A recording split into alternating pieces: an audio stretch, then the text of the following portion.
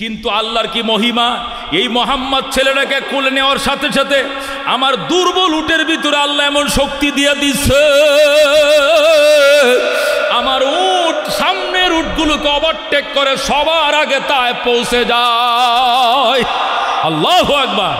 আমরা রওনায় করছি সবার শেষে, আবার পৌঁছে গেলাম তায়েফে সবার আগে। আল্লাহু আকবার। এটা নবীজির মিলাদের সাথে সংশ্লিষ্ট ঘটনা, এটি জানা যাবে, আমল করার ব্যবস্থা নাই।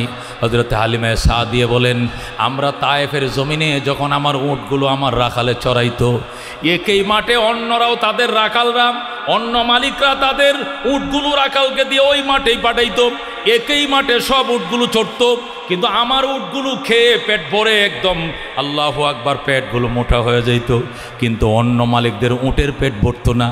অন্য মালিকরা বলতো, হালিমার রাখালরা উট কই সরায়, এর উটগুলো পেটগুলো এত বড় বড় হয়ে আইছে, আর তোরা কোথায় সরাস? আমার উটগুলো পেট ভরল না। কারণ কি?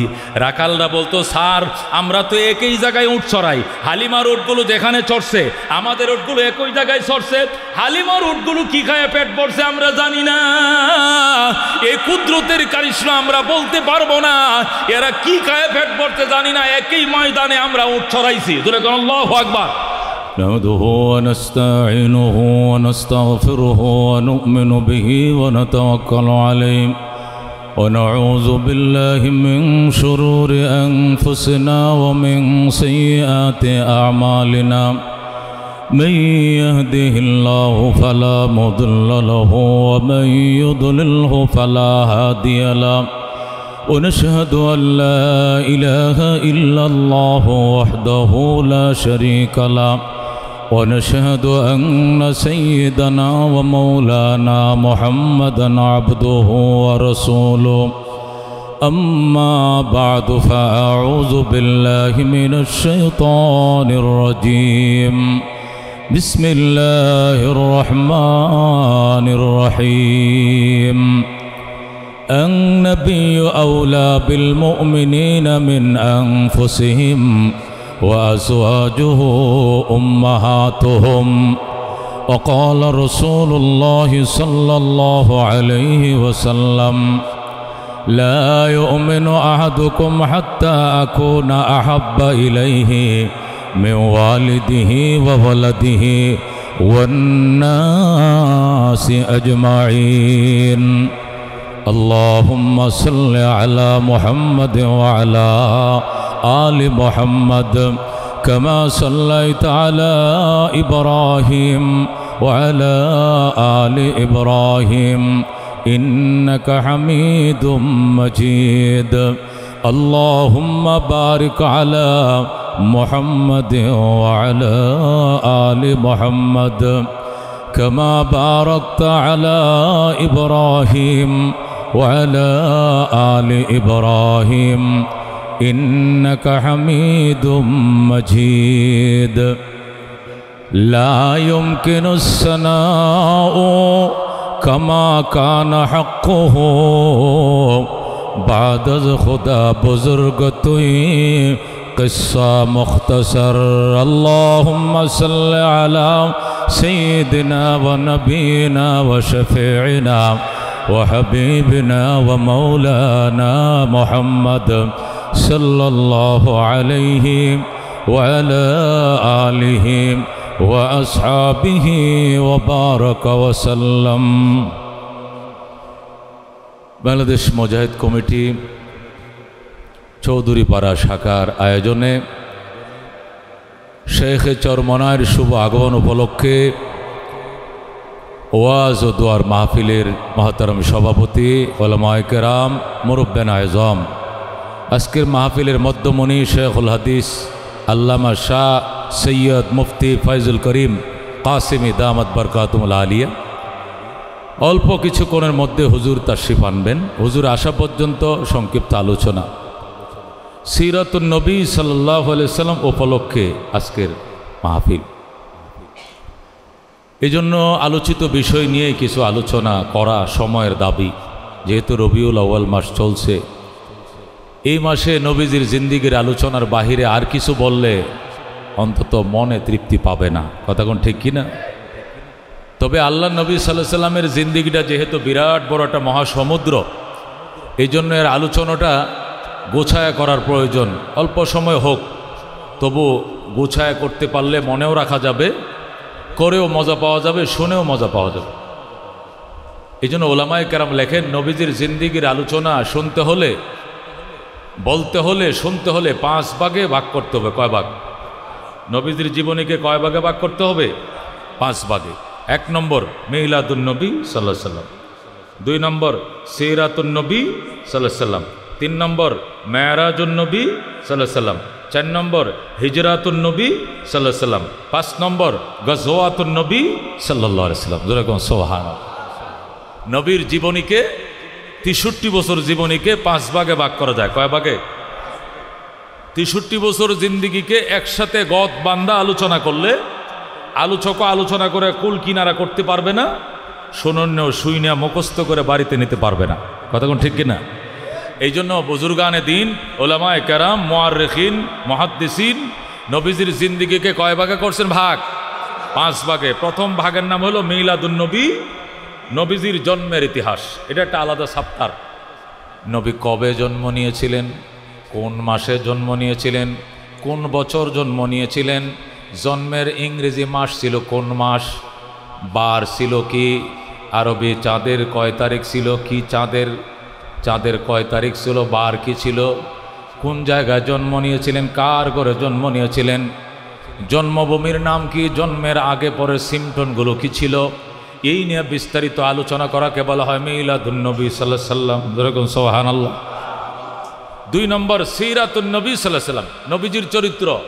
নবী খাইতেন কেমনে, নবী ঘুমাইতেন কেমনে, বিচার ব্যবস্থা কেমন ছিল, স্বরাষ্ট্রনীতি কেমন ছিল, পররাষ্ট্রনীতি কেমন ছিল, ব্যবসায়ী নীতি কেমন ছিল, বিবাহ শাদী কেমন ছিল, আইন আদালত কেমন ছিল, রাষ্ট্র চালাইতেন কেমনে, সমাজ চালাইতেন কেমনে। এক কথায় ঈমান থেকে নিয়ে বাইতুল্লাহর হজ পর্যন্ত, ইস্তিনজা খানাত থেকে নিয়ে মৃত্যু পর্যন্ত জিন্দিগির সমস্ত বিশদ আলোচনাকে বলা হয় সিরাতুন নবী সাল্লাল্লাহু আলাইহি সাল্লাম। যেরকম সুবহানাল্লাহ। 3 নম্বর মেরাজুন নবী সাল্লাল্লাহু আলাইহি সাল্লাম, আল্লাহর হাবিব সশরীরে মেরাজ করেছিলেন। আপনজন আত্মীয় স্বজনকে ছেড়ে আল্লাহর হুকুমে সিদ্দিক আকবরকে সাথে নিয়ে বাইতুল্লাহ থেকে বিদায় নিয়া, বাইতুল্লাহর মালিকের পারমিশন নিয়া রাতের অন্ধকারে নবী মক্কা ছেড়ে মদিনায় যায়। এটা নবীজির আলোচনার, জীবনের আলোচনার একটা বিশেষ অধ্যায়। এই নিয়েও যদি আলোচনা করা হয় রাতকে রাত কেটে যাবে, আলোচনা শেষ হবে না। কতক্ষণ ঠিক কিনা? 4 নম্বর মেরাজুন নবী সাল্লাল্লাহু আলাইহি সাল্লাম। 3 নম্বর নবীজির মেরাজ। 3 নম্বর নবীজি মেরাজ করেছিলেন সশরীরে রাতের অন্ধকারে। আল্লাহ রাব্বুল আলামিন তার বন্ধুকে দাওয়াত করে তার বাড়িতে নিয়েছিলেন। জিব্রাইল ছিল ড্রাইভার, মিকাইল ছিলেন হেল্পার, নবী ছিলেন ভিআইপি যাত্রী, আর বাহন ছিল বুরাক। রাজ সিংহাসনে বসে আল্লাহর হাবিবকে জিব্রাইল এক টানে বাইতুল মুকাদ্দাস নিয়ে যায়।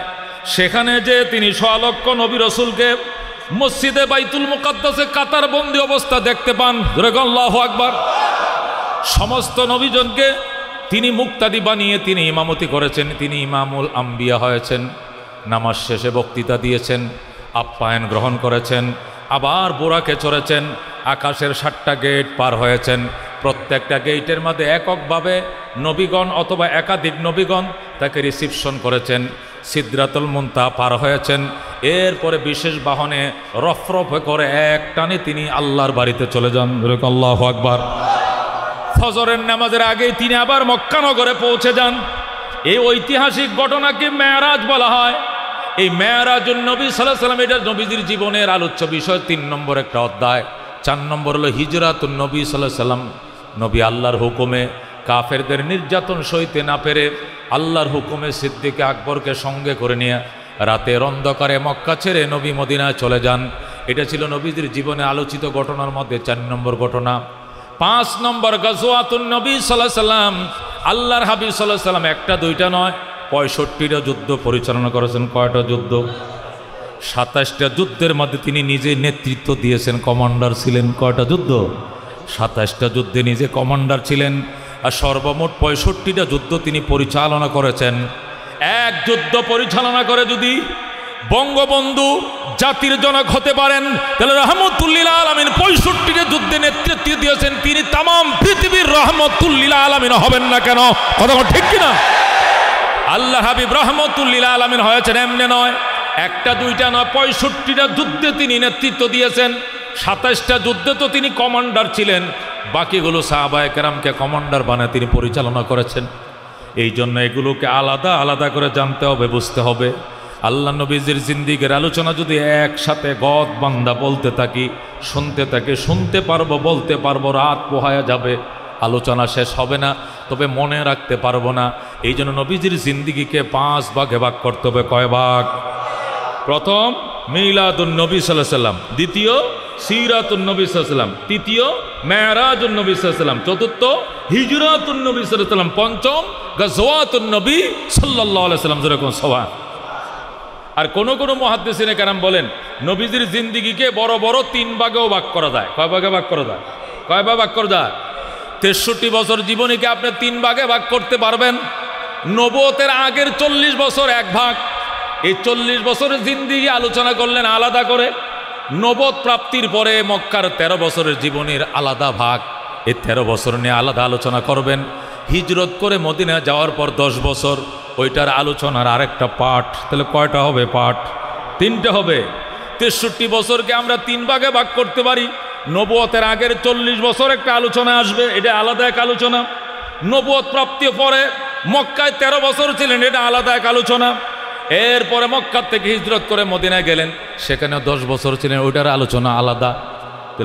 তাহলে 40 আর 13 কত? 53। 53 আর 10 কত? 63। কথা কোন ঠিক কিনা? যেভাবেই আলোচনা করেন, ভাগ ভাগ করে পাঠ পাঠ করে যদি আলোচনা করেন, আলোচনা করেও মজা পাওয়া যাবে, শুনেও মজা পাওয়া যাবে, আলোচনা করেও স্বাদ পাওয়া যাবে, শুনেও স্বাদ পাওয়া যাবে, আলোচনা মনেও রাখা যাবে, বাড়ি পর্যন্ত নেওয়া যাবে। কথা কোন ঠিক কিনা? এই জন্য আজকে আমি আপনাদের সামনে প্রথম পাঠ থেকে কিছু আলোচনা করতে চাই। মিলাদুন নবী সাল্লাল্লাহু আলাইহি সাল্লাম। মিলাদুন নবী সাল্লাল্লাহু আলাইহি সাল্লাম বলতে আমরা কি বুঝি? আমরা বুঝি মুয়াজ্জিন এলান করছেন আমাদের পরে সবাই বসেন, মিলাদ আছে। কতক্ষণ ঠিক কিনা? মুসল্লিরা ঠিকই বসছে, বসার পরে বিভিন্ন দুরুদ ও সালাম হইছে, মোনাজাত হইছে, জিলাফি বিতরণ হইছে, মিলাদ শেষ। কতক্ষণ ঠিক কিনা? এটা মিলাদ হইছে নি? হইছে নি মিলাদ? দোয়া দুরুদ হইছে, কি হইছে? তাহলে বলার দরকার ছিল বাকি নামাজের পরে দোয়া দুরুদ আছে। কতক্ষণ ঠিক কিনা?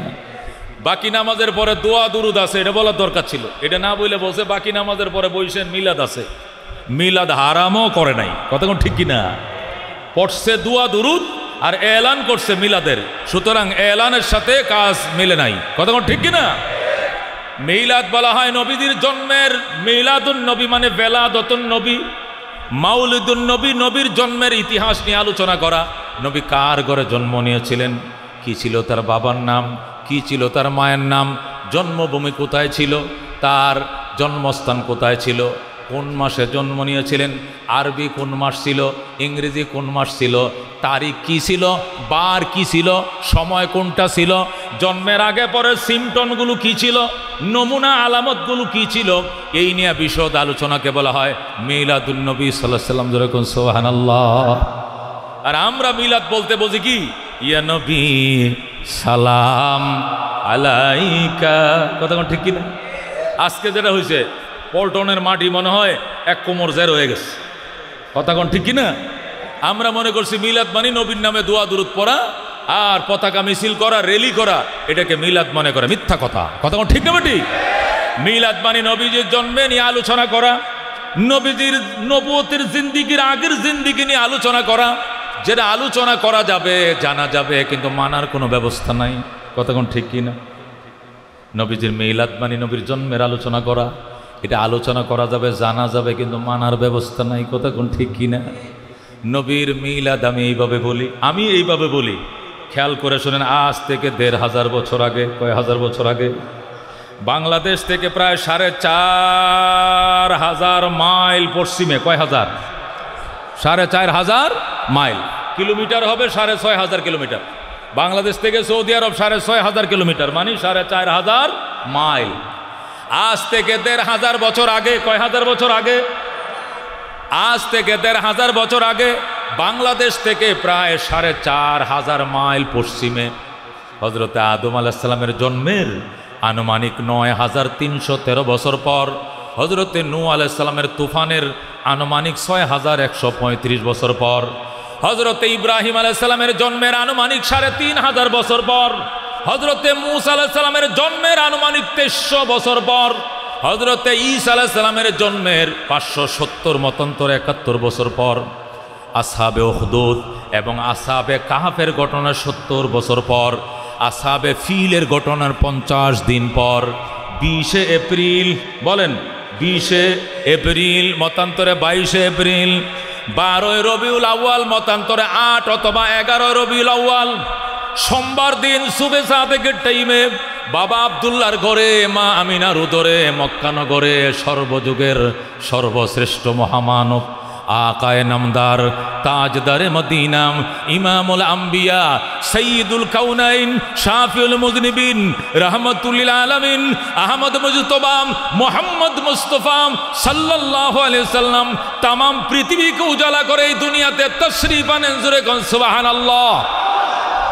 ভাগ্যের জুড়ে কপালের যুগে জুড়ে বিনা দরখাস্তে আমরা হয়ে গেলাম তার উম্মত। বলেন আলহামদুলিল্লাহ। উম্মত হইছি, দরখাস্ত করছিলাম নি? বিনা দরখাস্তে কপালের জোরে উম্মত। জোরে কোন আলহামদুলিল্লাহ। গুনাহগারম ওলেকিন খুশনসিবম, গুনাহগারম ওলেকিন খুশনসিবম। আল্লাহর ওলি বলে আমরা কপাল ভালো, আমাদের খুশনসিব, আমাদের কপাল বলে আমরা পাপী হইতে পারি, তবে আমাদের কপাল ভালো, আমরা রাহমাতুল আলামিনের উম্মত। কথা কোন ঠিক কিনা? এটা নবীজির মিলাদ, এটাকে বলে নবীর মিলাদ। আর আমরা মিলাদ মনে করি কোনটা? আল্লাহুম্মা। কথা কোন ঠিক কিনা?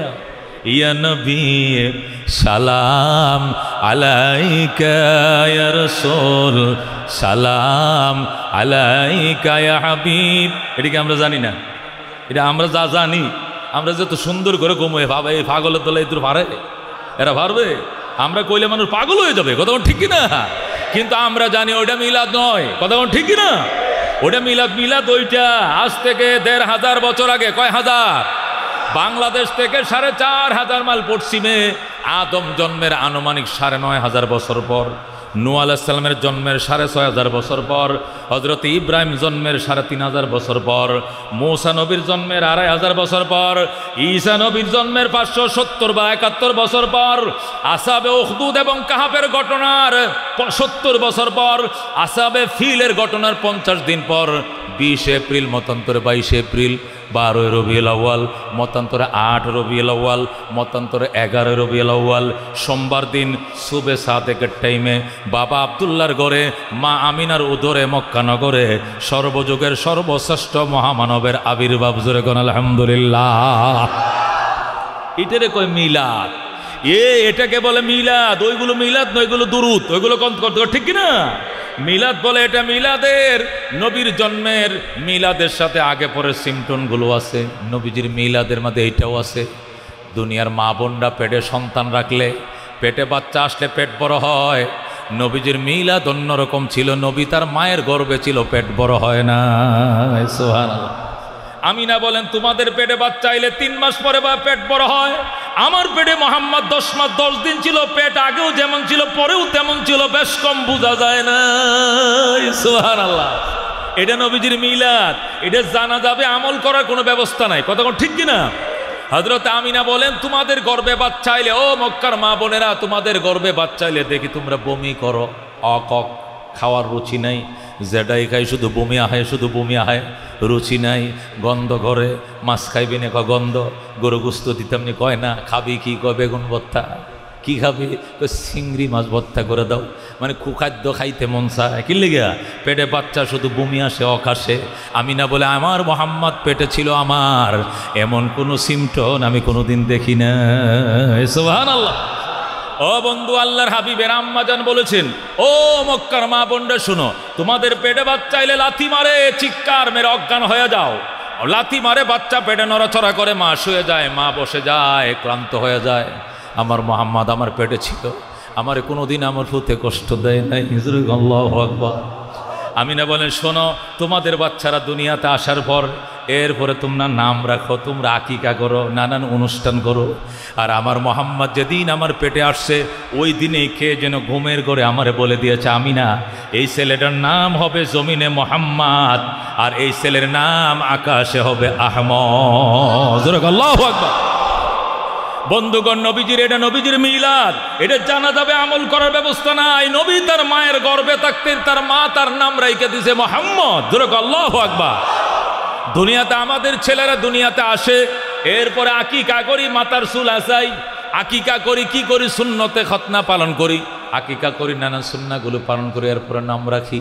অথচ নবীজির নাম মায়ের গর্ভে থাকতে মাকে আল্লাহ বলে দিয়েছেন, তোর সন্তানের নাম, এটার নাম হবে মোহাম্মদ। আল্লাহু আকবার। আমিনা বলেন, আমার মোহাম্মদ যেদিন ডেলিভারি হয় পিঁপড়ায় কামড় দিলে টের পাওয়া যায়, আমি এইটুকু টের পাই নাই। আল্লাহু আকবার। আমি ঘুমিয়ে গিয়েছিলাম, যেদিন আমার মোহাম্মদ জন্ম নেবে আমি ঘুমেছিলাম, ঘুমের ঘরে ছায়া দেখি আমার ঘরটা পুরো আলোয় আলোকিত হয়ে যায়। আল্লাহু আকবার। আমার ঘরের কোনায় কোনায় সাদা শাড়ি পরে নারীরা অবস্থান নিয়েছে, আমার ঘরের কোনায় কোনায় নারীরা, ওই কোনায় একজন বসে, ওই কোনায়, ওই কোনায় একজন, ওই কোনায়, ওই পাশ থেকে একজন দাঁড়ায়, আমিনা আমার চিনুনি, আমি খেয়ে, আমিনা কমা জীবনে আপনারা দেখি নাই, আমি চিনবো কেমনে? আমি হজরতে হাওয়া আলাইহিস সালাম। আপনি হাওয়া? কহ, ও উনিকে চিনুনি আমিনা, উনারে চিনুনি আমি কই দেখি নাই, আমিনা কো জীবনেও দেখি নাই। আল্লাহু আকবার।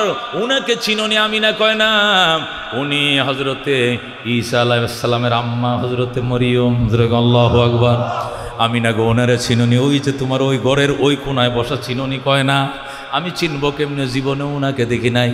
উনি ফেরাউন পত্নী হজরতে আসিয়া। আল্লাহু আকবার। হজরত আমিনা বলেন, মা আপনার কি জন্য এসছেন গো মা? মহিলারা কয়, মারে আমিনা তুই কি জানোস না, 10 মিনিটের ভিতরেই 14 তারিখের চাঁদ তুই প্রসব করবি। আল্লাহু আকবার। আমিনা রাহমাতুল্লিল আলামিন আসবে দুনিয়াতে, পৃথিবী সৃষ্টির রহস্যের পটে লুকিয়ে রইছে রে আমিনা। ডেলিভারি হবে, ডেলিভারি কেসে তোরে সহায়তা করার জন্য আল্লাহ রাব্বুল আলামিন আমাদেরকে মেডিকেল টিম বানায় পাঠাইছে। আল্লাহু আকবার। আমিনা আমরা তোর ডেলিভারি কেসে সাহায্য করার জন্য আল্লাহ আমাদেরকে মেডিকেল টিম বানায় পাঠাইছে, এই জন্য আইসি। আমিনা বলেন, ওনাদের সাথে কথা বলতেছিলাম, বলতে বলতে আমার কানের মধ্যে হোয়া হোয়া শব্দ, আমার ঘুম ভেঙে যায়। আমি দেখি আমার বাসুর আবুল আহাবের বাঁধি সুয়াইবার কুলে 14 তারিখের চাঁদ দুলতেছে। আল্লাহু আকবার। আমি বললাম, সুয়াইবা এই মানিক তুই কই পাইলি? সুয়াইবা কয়, ম্যাডাম আপনি কি জানেন না, আপনি তো এই মাত্র এই সন্তান ভূমিষ্ঠ করেছেন। আল্লাহু আকবার। আমিনা কো, আমি তো টের পাইলাম না। সুয়াইবা, পিঁপড়ায় কামড় দিলেও তো টের পাওয়া যায়। আমার মোহাম্মদ কখন প্রসব হইল, কেমনি ডেলিভারি, আমি তো কইতেও পারলাম না। আমার কোলে আইনাতে, আমার কোলে আইনাতে সুয়াইবা নবীজিকে তার মায়ের কোলে দিছে। দুনিয়ার সন্তানকে গোসল করাইতে হয়, ধুইতে হয়, তোয়ালি দিয়ে পেঁচায় নিতে হয়। আর মোহাম্মদুর রাসূলুল্লাহকে মনে হয় মায়ের পেটেই আল্লাহ জান্নাতের জমজম দিয়ে ধুয়াইয়া কুদরতি তোয়ালি দিয়া সুয়াইবার কোলে রাইখে দিছে। আল্লাহু আকবার। কবি বলেন, আকাশ হতে চাঁদ নেমেছে মা আমিনার কোলে, আদার রাতে উঠল যেন চাঁদের চেরাগ জ্বলে, চাঁদের চেরাগ জ্বলে। গুলশানে আজ বুলবুলিরা গাইছে শিরিন কালাম, তামাম জাহান নবীর তরে জানাইলা কো সালাম, জানাইলা কো সালাম। আকাশ হতে চাঁদ নেমেছে মা আমিনার কোলে, আদার রাতে উঠল যেন চাঁদের চেরাগ জ্বলে, চাঁদের চেরাগ জ্বলে। মারহাবা। এগুলো নবীর মিলাদ। ও দুনিয়ার মুসলমান, তুমি আর আমি দুনিয়াতে আসার পর 7 দিন যাওয়ার পর খতনা করার কথা কোন ঠিক কিনা? আমিনা বলেন, আমার মোহাম্মদ তার লজ্জাস্থানটা কাউকে কেমন যেন দেখতে দেয় না। কেমন যেন হাত দিয়ে এইভাবে ডাইকে রাখতে চায়। আমি বুঝে ফালাইছি আমার মানিক তার গোপন অঙ্গ কাউকে দেখতে দিবি না। আল্লাহু আকবার। আমি উম্মে আইমানকে বললাম, উম্মে আইমান আয়, আমিনার পরনের শাড়ির কোনা ছিঁড়ে আন। আমিনার শাড়ির আঁচল ছিঁড়ে এনে নবীজিকে যখন গামছার মতো পড়ায় দিছে, আল্লাহর হাবিব হাতটা সরায় নিস। আল্লাহু আকবার। আমিনা বলে, আমি ফাঁক দিয়ে ছায়া দেখি দুনিয়ার সন্তান দুনিয়াতে আসে খতনা করা বিহীন, আমার মোহাম্মদ খতনা করায় দুনিয়াতে তাশরিফ আনছে। এটা নবীজির মিলাদ।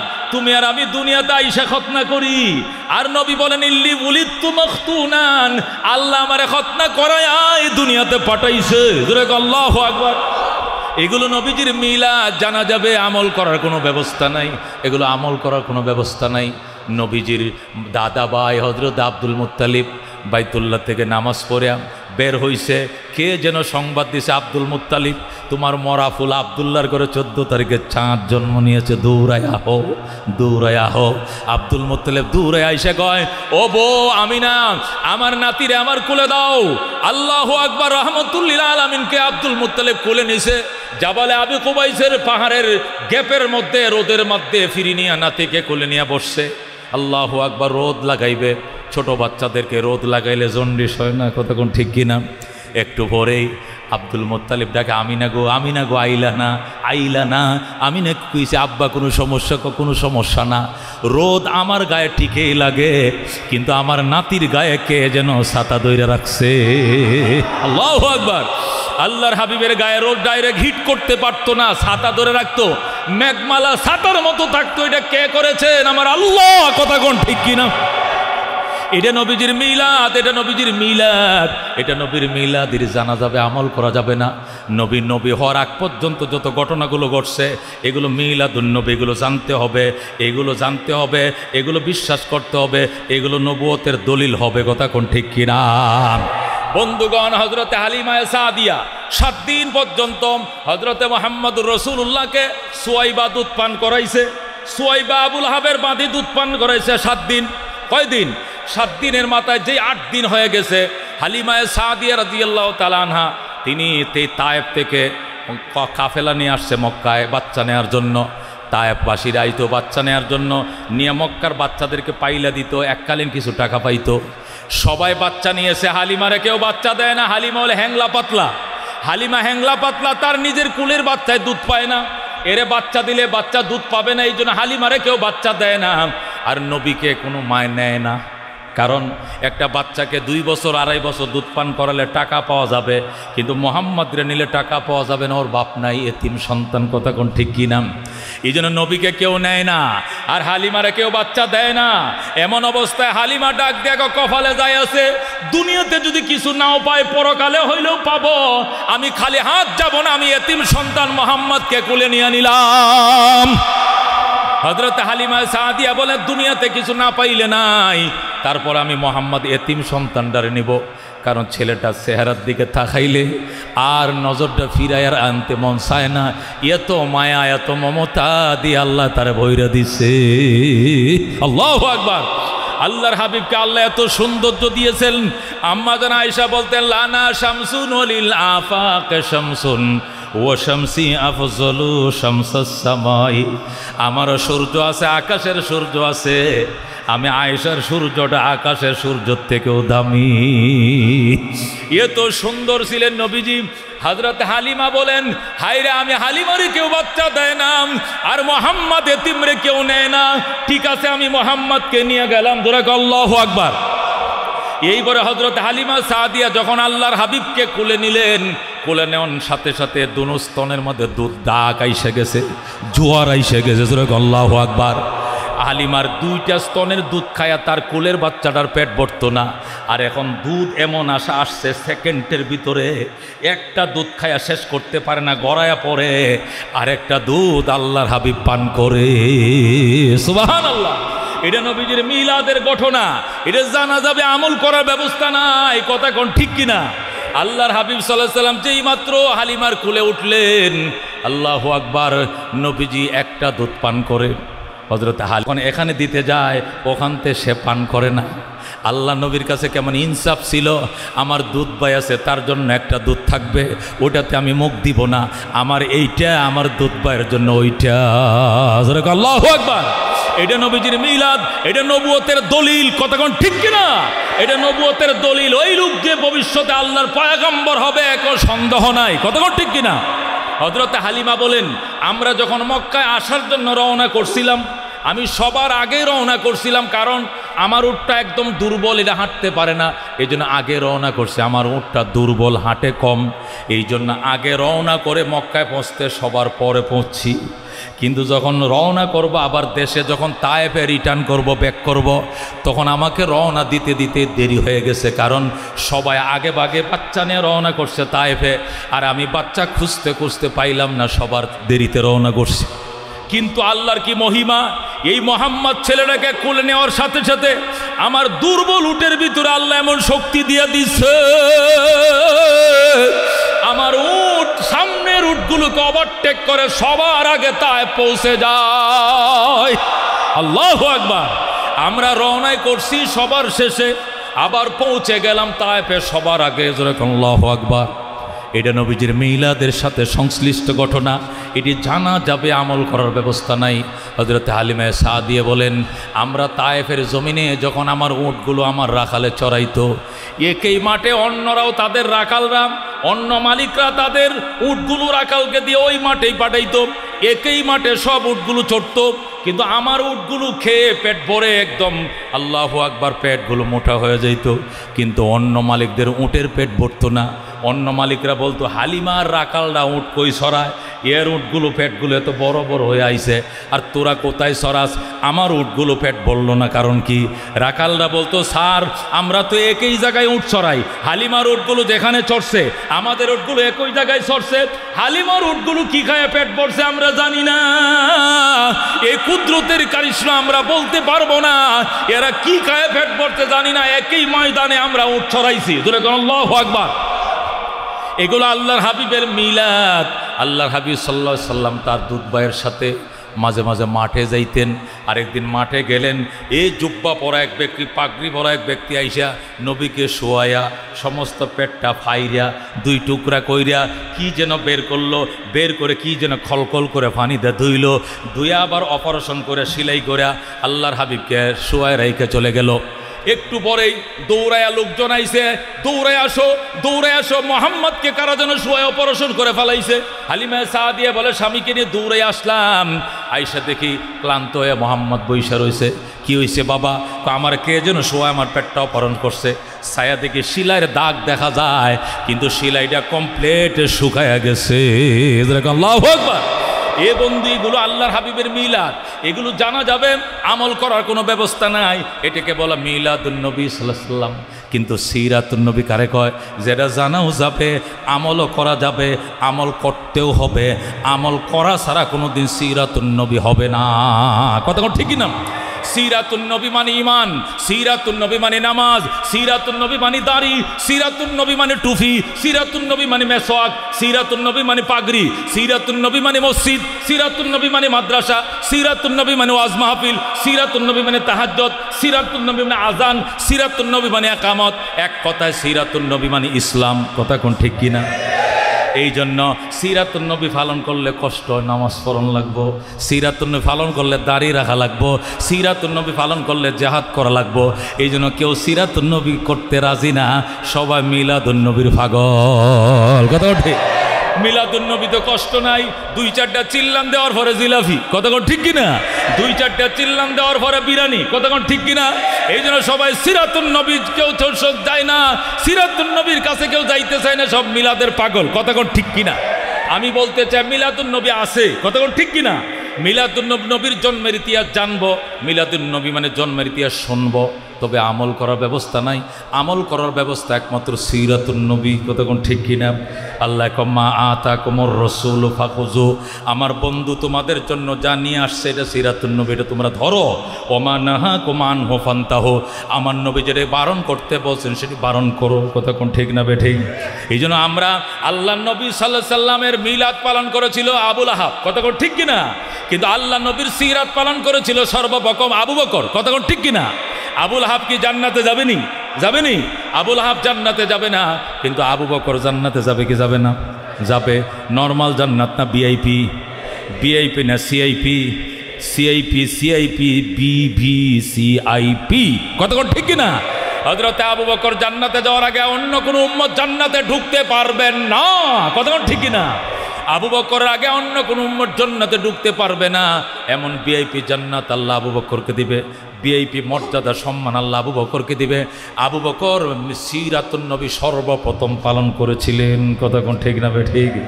আল্লাহর হাবিব সাল্লাল্লাহু আলাইহি সাল্লাম বলেছিলেন, আবু বকর ইসলাম দুনিয়াতে থাকবে কি থাকবে না চ্যালেঞ্জ হয়ে গেছে, তুমি ইসলামকে রক্ষা করার জন্য কি দিবা বলো? আবু বকর হুজুর আমি আসতেছি ঘর থেকে দৌড়ায় ঘরে গেছে, যাইয়া পরনের জামাটা খুইলা একটা সালা শট পইরা একটা দুপাট্টা পইরা পরনের কাপড় সুদ্ধা খুইলা গাঠি বাঁধা নবীর দরবারে হাজির। আল্লাহু আকবার। আয়েশা কয়, রাসূলুল্লাহ এখানে শিল আছে, এখানে ফাডা আছে, এখানে বদনা আছে, এখানে কাঁথা আছে, এখানে বালিশ আছে, এখানে আমার কাপড় সুফর একবারে সব কিছু আছে, এখানে জাতা আছে, আটা ভাঙ্গার মেশিন জাতাটাও শুদ্ধ এখানে আছে, খাতা বালিশ আছে, শিল পাটা আছে, সব এখানে আছে। আল্লাহ এবং আল্লাহ রসুল বাদে আবু বকরের ঘরে কিছু নাই, সব নবীর দরবারে হাজির করলাম। যেরকম সুবহানাল্লাহ। আল্লাহ হাবিব নবী আবু বকরকে বুকের সাথে জড়ায় ধরলেন, আবু বকর, আবু বকর রে, আমার কাছে কেউ কিছু পাইবে না, কিন্তু তুমি পাইবে। আবু বকর তোমার ঋণ আমি জীবনে শোধ করতে পারবো না। আল্লাহর দরবারে দোয়া করি আল্লাহ যেন তার জান্নাতের অপরান্ত ভান্ডার থেকে তোমার ঋণ পরিশোধ করে। আল্লাহু আকবার। আবু বকর, তোমার উম্মতের নেকি এক পাল্লায় রাখলে, তোমার নেকি এক পাল্লায় রাখলে আমার আবু বকরের নেকির পাল্লায় ভারী হবে। আল্লাহু আকবার। সিদ্দিক আকবর রাদিয়াল্লাহু তাআলা আনহুকে আল্লাহর হাবিব বলতেন, আবু বকর অসুস্থ হয়ে যদি নামাজের কাতারে দাঁড়াইতে আমি সামর্থ্য না পাই, খবরদারি যায় নামাজে আর কেউ কিন্তু দাঁড়াইবে না, তুমি দাঁড়াইবা। আল্লাহু আকবার। তুমি দাঁড়াইবা। আবু বকর আল্লাহর হাবিবের অবর্তমানে এই যায় নামাজে কেউ দাঁড়াইতে সাহস পাইতো না, কে দাঁড়াইতেন? আবু বকর দাঁড়াইতেন। আল্লাহু আকবার। ও বন্ধু, মক্কার এক ভিখারি, মক্কার এক ভিক্ষুক আল্লাহ নবীর কাছে ভিক্ষা খুঁজ দেয়তো ডেলি। নবী বলতেন, তুমি কবে আসো? প্রতি বুধবারে আসি। রসুলকে আমার দরবারে ডেলি আসলে ভিক্ষা পাই, বা বুধবার দরকার নাই। এই জন্য ওই লোকটা ডেলি নবীর দরবারে আসতো। আরেকদিন বলতেছি, ইয়া রাসূলুল্লাহ, যে মায়া মমতা দেখাইলেন আপনার এন্তেকালের পরে কি এটা আর কেউ দেখাইবেনি? দেখাইবে কে? আমাকে যদি মদিনায় এসে খুঁজে না পাও, আমার আবু বকরের ঘরে যাইও, আমিও যেরকম খালি হাত ফেরত দেই না, আবু বকরও খালি হাত ফেরত দিবে না। যেরকম আল্লাহু আকবার। ওনাকে বলে আবু বকর, ওনাকে বলে আবু বকর। যেরকম আল্লাহু আকবার। এই সিদ্দিক আকবর রাদিয়াল্লাহু তাআলা আনহু আল্লাহর হাবিব সাল্লাল্লাহু আলাইহি সাল্লাম বলতেন, আমার আবু বকর যেদিন জান্নাতের গেইটে দাঁড়াবে, আর জান্নাতের 8টা গেট থেকে একসাথে রিসিভ করা হবে। ওরা বলবে, আবু বকর আমগো গেটে আসেন, ওরা বলবে আমগো গেটে আসেন, ওরা বলবে আমাদের গেটে আসেন। একসাথে আবু বকরকে 8টা গেট দিয়ে রিসিভ করা হবে। উনি হলেন সিদ্দিক আকবর। আল্লাহু আকবার। জিকির মানে কি? ঈমান। কোন জিকির মানে কি? জিকির মানে কি? লা ইলাহা ইল্লাল্লাহ কার জিকির? ইল্লাল্লাহ কার জিকির? আল্লাহ কার নাম? আলহামদুলিল্লাহ কার প্রশংসা? আল্লাহু আকবার কার প্রশংসা? সুবহানাল্লাহ কার প্রশংসা? তে জিকির মানে আল্লাহর প্রশংসা। কতক্ষণ ঠিক কিনা? জিকির মানে কি? ঈমান। জিকির করলে আর যাই পাও না পাও, মৌতের টাইমে কালিমা ফাইবা। যেরকম সুবহানাল্লাহ। জিকির করলে আর কিছু লাভ হোক আর না হোক, মৃত্যুর টাইমে কালিমা নসিব হবে। যেরকম আল্লাহু আকবার। মৃত্যুর টাইমে কি নসিব হবে? কালিমা নসিব হবে। ও মুসলমান, যারা জীবনে জিকির করো নাই, মৌতের টাইমে আত্মীয় স্বজন পাশে বসে জিকির স্মরণ করা দেওয়া লাগবে। কারণ এই কাম তো তুমি জীবনে করো নাই। আত্মীয় স্বজন বলবে চাচা বলেন লা ইলাহা ইল্লাল্লাহ, আঙ্কেল বলেন লা ইলাহা ইল্লাল্লাহ, ওই শিখায়া দেওয়া লাগবে। কিন্তু জিকিরকারীরে শিখায়া দেওয়া লাগবে না, সে অটোমেটিক বলবে লা ইলাহা ইল্লাল্লাহু মুহাম্মাদুর রাসূলুল্লাহ। কতক্ষণ ঠিক কিনা? ও মুসলমান, আজ মোহাব্বত মুর্দা জিন্দা মিশাওয়াদ, ওজ মোহাব্বত তলখ শিরি মিশাওয়াদ। মান আহাব্বা শাইআন আকসারা যিকরাহু, যে যারে ভালোবাসে তে তার নাম বেশি লয়। কথা কোন ঠিক কিনা? আমরা কারে বেশি ভালোবাসি? কারে? আল্লাহ বলেন ওয়াল্লাযীনা আমানু আশাদ্দু হুব্বাল লিল্লাহ, যারা প্রকৃতি ইমানদার এরা আল্লাহকে সিরিয়াস ভালোবাসে। কথা কোন ঠিক কিনা? ওয়াল্লাযীনা আমানু আশাদ্দু হুব্বাল লিল্লাহ, যারা প্রকৃত ইমানদার এরা আল্লাহকে সিরিয়াস ভালোবাসে। ঠিক কিনা? মানুষ মেয়ের পাগল আছে না নাই? খেলার পাগল আছে না নাই? ব্যবসার পাগল আছে না নাই? ক্ষমতার পাগল, খেলার পাগল, ক্রিকেটের পাগল, ফুটবলের পাগল, নেতার পাগল, নেত্রীর পাগল, প্রেমিকার পাগল, দেশের পাগল, বিদেশের পাগল। কিন্তু জিকিরকারীরা হইল মাওলার পাগল, এরা আল্লাহর পাগল। কথা কোন ঠিক কিনা? আল্লাহ বলেন ওয়াল্লাযীনা আমানু আশাদ্দু হুব্বাল লিল্লাহ, যারা প্রকৃতি ইমানদার এরা আমি আল্লাহকে সিরিয়াস ভালোবাসি। কথা কোন ঠিক কিনা? আল্লাহকে অত্যন্ত ভালোবাসি আমরা, জীবনের চেয়েও বেশি ভালোবাসি আমরা আল্লাহকে। কথা কোন ঠিক কিনা? মুসিবতে বিপদে আপদে সদা সর্বদাই আল্লাহকে আমরা বেশি ভালোবাসি। এই জন্য মুসিবতে আমাদেরকে তালকিন করানো লাগবে না, কালিমার তালকিন শিখাইয়া দেওয়া লাগবে না। এটা সারা জীবন করতে করতে এটা আমাদের ব্লাডের সাথে মিশে গেছে। কথা কোন ঠিক কিনা? হযরতে মূসা আলাইহিস সালাম ডাক দিয়ে কয় আল্লাহ আমাকে এমন একটা স্পেশাল তসবিহ দান করেন যেটা অন্য কাউকে দেন না, এটা আমারে দিবেন একলা, এটা স্পেশাল, এটা স্বতন্ত্র, অন্য কাউকে দেন না, এমন একটা জিকির আমারে দেন। আল্লাহ কয় কুলু লা ইলাহা ইল্লাল্লাহ, মূসা বলেন লা ইলাহা ইল্লাল্লাহ। মূসা আলাইহিস সালাম ডাক দিয়ে কয় আল্লাহ এই জিকির তো আগের নবীরা সবাই করছে। আদম বলছে লা ইলাহা ইল্লাল্লাহ, আদম ও সফিউল্লাহ, এটা তো আগের সব নবীরাই এই জিকির করছে লা ইলাহা ইল্লাল্লাহ। ইব্রাহিম ও খলিলুল্লাহ এই লা ইলাহা ইল্লাল্লাহ জিকির তো অন্য নবীরাও করছে, আমাকে স্পেশাল দেন, স্পেশাল। আল্লাহ ডাক দেখো মূসা ও কলিমুল্লাহ শোনম, লা ইলাহা ইল্লাল্লাহ যদি এক পাল্লায় রাখো আর তামাম দুনিয়া আসমান জমিন এক পাল্লায় রাখো, লা ইলাহা ইল্লাল্লাহর পাল্লায় বাড়ি হবে। জোরে বলো আল্লাহু আকবার। সাহাবী বলেন ইয়া রাসূলুল্লাহ, ইয়া হাবিবাল্লাহ, আমার যেন কালমা নসিব হয়, আমার যেন কালমা নসিব হয় এমন একটা মেডিসিন দেন যাতে করে মৃত্যুর টাইমে যে কালমা নিয়ে যাইতে পারি এর গ্যারান্টি হয়। আল্লাহ নবী কয় আজরাইল যেদিন তোমার ঘরে আসবে ওই দিন আইসা দেন দেখে তোমার জিহ্বাটা আল্লাহর জিকিরে ভিজে রইছে। আল্লাহু আকবার। তোমার জিহ্বাটা যেন আল্লাহর জিকিরে রতবান বিজিকিরিল্লাহ, আল্লাহর জিকিরে তোমার জবানটা ভিজে রয়েছে, তরু তাজা রয়েছে, এমন অবস্থায় যেন ফেরেশতা তোমারে পায়, তাহলে তোমার যে কালমা নসিব হবে কোনো সন্দেহ নাই। জোরে কোন আল্লাহু আকবার। বাজান এরে কয় মহব্বত, এরে কয় জিকির। আল্লাহ নবী কয় ও উম্মত তামুতুনা কামা তাহইয়াউনা, মরণ তোমার এমনি হবে জীবন তুমি যেমনে কাটাও। ওয়া তুহশারুনা কামা তামুতুন, এবং হাসর তোমার এমনি হবে মরণ তোমার যেমনি হয়। জীবন তুমি যেমনি কাটাইবা মরণ তোমার এমনি হবে। জীবনভর যদি খালি জয় বাংলা কইছো, জয় বাংলা, খালি জয় বাংলা, খালি জিয়াউর রহমান, খালি লাঙ্গল ধানের শীষ নৌকা এইগুলো বলছ, আল্লাহর নাম লও নাই, মৌতের টাইমে আল্লাহর নাম আসতে বড় কষ্ট হবে। কথা ঠিক কিনা?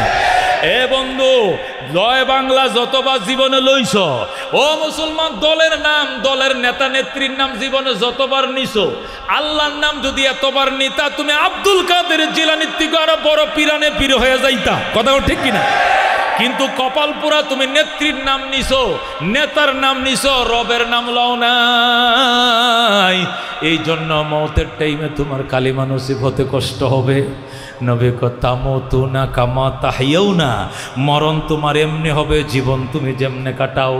জীবনে যদি লা ইলাহা ইল্লাল্লাহ তোমার জীবনের তসবিহ হয়, খোদা লাগলে লা ইলাহা ইল্লাল্লাহ, তৃষ্ণা লাগলে লা ইলাহা ইল্লাল্লাহ, ঘুম আসলে লা ইলাহা ইল্লাল্লাহ, খোদা নিবারণ হয়ে যায়। জোরে আল্লাহু আকবার।